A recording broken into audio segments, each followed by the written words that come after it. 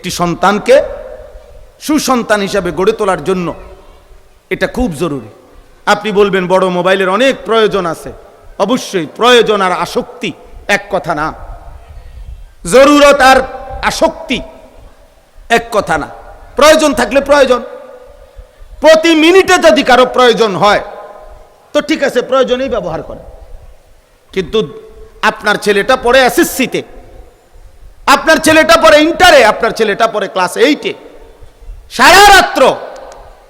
সারা রাত ভরে রাত 2টা-3টা পর্যন্ত মোবাইলের 2টা আঙ্গুল দিয়া এই নাফরমান কি করে আপনি বুঝেন না? আমরা চিরা খাই, আপনি বুঝেন না ওই কি করে? এই নাফরমান কি করে?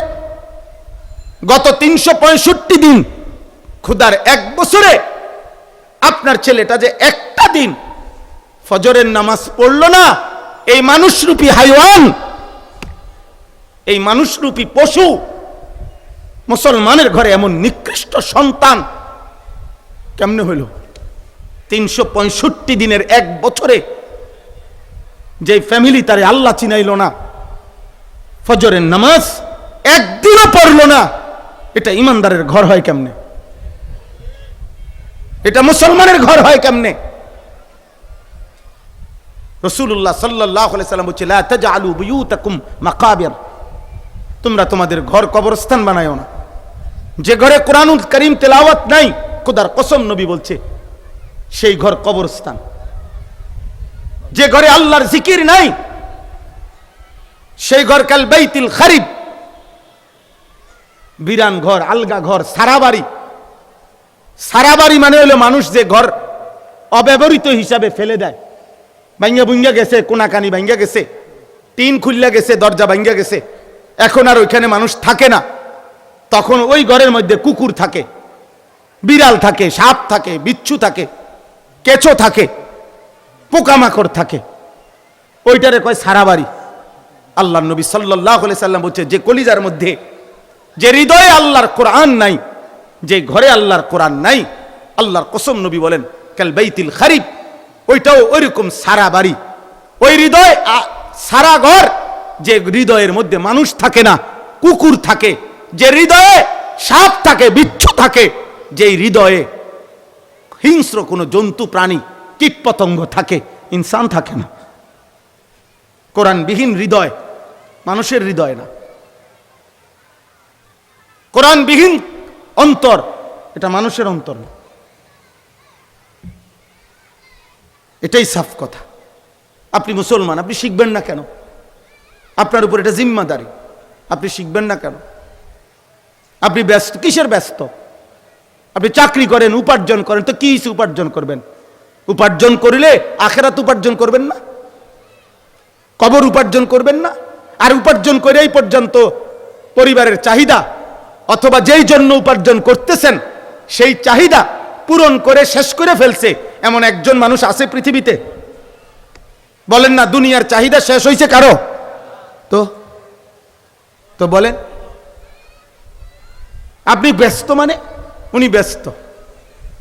হুজুর আপনারা তো হুজুর মানুষ, আপনারা এগুলা বুঝবেন না। না, আমরা বুঝবো না, আমরা চিরা খাই, আপনি শুধু ভাত খান, আমরা বুঝতাম না। আপনি ব্যস্ত, আপনি ব্যস্ত, মিথ্যা কথা। আপনার কলিজার ভিতরে এই আয়াতে আছে, অহুম বিল আখিরাতি হুম কাফিরুন। আল্লাহ তাআলা বলে, বান্দা মনে রেখো, যার কলিজার মধ্যে আখিরাত নাই, আখিরাত যার হৃদয়ে বিশ্বাস নাই, তার কাছে ঈমান, ইসলাম, কোরআন, সিজদা, তেলাওয়াত, আল্লাহর বন্দেগী সবকিছুই কষ্টকর। আসল কথা, তার হৃদয়ে আখিরাত নেই। ইয়ালামুনা যাহিরাম মিনাল হায়াতিদ দুনিয়া ওয়া হুম আনিল আখিরাতি হুম গাফিলুন। আল্লাহ বলে, আয় আমার নাফরমান বান্দা, দুনিয়ার বাহ্যিক অংশ, উপরের অংশ, সাংসারিক এই দুনিয়া তো খুব বুঝলা। ইয়ালামুনা, জ্ঞান অর্জন করেছে, পর্যাপ্ত পরিমাণ জ্ঞান অর্জন করেছে।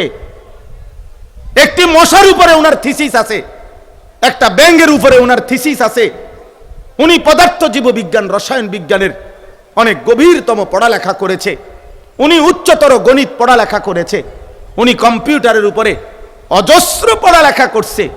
ওনার জ্ঞানের সাগর উনি উনি আটলান্টিক মহাসাগরের গভীরতা জানে, উনি হিমালয় পর্বতের উচ্চতা জানে, উনি পৃথিবীর সর্বোচ্চ আধুনিক প্রযুক্তির শেষ খবরটাও, শেষ সংবাদটাও জানে, উনি সব জানে, উনি সব বুঝে, কিন্তু অহুম আনিল আখিরাতে হুম গাফিলুন। আজকে 30 বছরে উনি কোরআনুল কারীমের একটা পৃষ্ঠা দেখাও উনি শুদ্ধ করে পড়তে পারে না। আফসোস আপনার জীবনের উপরে, আফসোস আফসোস আফসোস আপনার হায়াতের উপরে, আফসোস আপনার পড়ালেখার উপরে, আফসোস আপনার সার্টিফিকেটের উপরে, আফসোস আপনার মুসলিম পরিচয়ের উপরে, আফসোস। দুর্ভাগ্য আপনার, দুর্ভাগ্য আপনার, দুর্ভাগ্য। এই সমাজে সব দরকার, এই সমাজে আব্বা ডাক্তার দরকার, ইঞ্জিনিয়ার দরকার, এখানে গবেষক দরকার, চাকরিজীবী দরকার, ব্যবসায়ী দরকার, কিন্তু এই সমাজে সব দরকার, ঠিক আছে, আমরাও মানি এটা। এই সমাজে সব আছে, শুধু জুতা ছিলেন না নাই, তাহলে সমাজ চলবে না। এই সমাজে ড্রাইভার, আরে প্যাসেঞ্জার আছে অনেক, কিন্তু ড্রাইভার নাই, এই সমাজ চলবে না। এটা আল্লাহরই কুদরত। নাহনু কাসামনা বাইনাহুম মাঈশাতাহুম ফিল হায়াতিদ দুনিয়া। কোরআনে আল্লাহ বলছে, আমার বান্দাদের মাঝে দুনিয়ার উপার্জন, দুনিয়ার কামাই রোজগারি, কে কোন কাজটা করবে, আমি আল্লাহ কাসাম না, আমি বন্টন করে থাকি। কে বন্টন করে?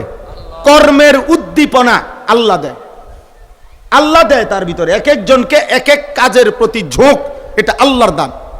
এটা কার দান? বিশ্বাস করেন এটা। নাই তো যদি একজন চেয়ারম্যান একটা এলাকার, যে আপনার 4000 ভোটার, ওদের ভোটে আপনি চেয়ারম্যান হইছেন, আপনি তারে 20টা কাম লিখে দেন যে এখানে আপনি ঠিক করে দিবেন, কিছু লোক সিএনজি চালাইব, কিছু অটো চালাইবে, কিছু প্রাইভেট কার চালাবে, কিছু বাথরুম পরিষ্কার করব, কিছু জুতা সিলাইব, কিছু দোকানদারি করবে, কিছু মুদি মাল বেচবে। কে কোনটা করতো আপনি ঠিক করে দেন, তা আপনি দেও, খেয়ে বেড়া দেও। চেয়ারম্যানে কোক যার নামে লিখবো যে তুমি জুতা সিলাইবা, সে তো তার জুতাটা লয়ে লেবা হাতে। কৌ কিরে বেটা, আমি কি ভোট কম দিছি নাকি? হ্যাঁ, তুমি আমার নামে প্রথম এটা লেখলা কেন? মানে উনি পারবেনি বন্টন করে দিতে? কেউ পারবে না, কারণ এটা নিয়ে তো সমাধান করতে পারবে না। কারে দিব সিএনজি চালাইতে? সে বলবো প্রাইভেট কারটা এখানে দেখা যায়, আর আমারে দিছে সিএনজিটা। কেউ মানবে না। কিন্তু আল্লাহ বলেন, কর্মের এই উদ্দীপনা, কাজের এই বিভিন্ন সেক্টর, এটা আমি আল্লাহ বন্টন করে থাকি। সুবহান আল্লাহ, সুবহান। আমার জমিন আমি চালাই, ইউদাব্বিরুল আমর, এই জমিন আল্লাহ পরিচালনা করে, কায়নাত আল্লাহ পরিচালনা করে, গোটা সৃষ্টি জগৎ আল্লাহ পরিচালনা করে। ওমা কুন্না আনিল খালকি গাফিলিন। আল্লাহ বলেন, আমার একটা সৃষ্টির ব্যাপারে আমি 1 সেকেন্ডের জন্য গাফিল নই। ইন্না কুল্লা শাইইন খালাকনাহু বিকাদার। আল্লাহ বলেন, আমি সব কিছু সৃষ্টি করেছি পরিমাণ মতো করে। আমার বৃষ্টির ফোঁটা নির্ধারিত, আমার রৌদ্রের আলো নির্ধারিত, আমার সূর্যের আলো নির্ধারিত, আমার চন্দ্রের আলো নির্ধারিত। কোনো কিছুর মধ্যে তুমি বান্দা এলোমেলো দেখতে পাবে না। দেখো, তুমি খোঁজ নিয়ে তোমার দাদারে জিগাও, তোমার দাদার বাপ দাদার 14 গোষ্ঠীর আমলে কোনোদিন এমন হয় নাই যে 72 ঘন্টা রাত আর দিন আসে নাই, এমন হয় নাই। 48 ঘন্টা দিন আলো, অন্ধকার আর হচ্ছে না, এমন ঘটনা রূপকথার কোনো বইতে, গল্পের কোনো বইতেও নাই। শুনছেন কোনোদিন যে একবার আজ থেকে 300 বছর আগে একবার এরকম ঘটনা ঘটেছিল যে 72 ঘন্টা শুধু রাত আর দিন হয় না? এমন শুনছেন? কথা বলেন না। কিন্তু আল্লাহ চাইলে রাত বানিয়ে রাখতে পারেন, আল্লাহ চাইলে দিন বানিয়ে রাখতে পারেন। কোরআনে আল্লাহ সূরা কাসাসের মধ্যে আছে, আল্লাহ বলছে আমি পারি। কুল আরাআইতুম ইন জাআলাল্লাহু লাকুমুল লাইলা সারমাদান ইলা ইয়াউমিল কিয়ামাহ মান ইলাহুন গায়রুল্লাহ ইয়াতিকুম বিদিয়াইন।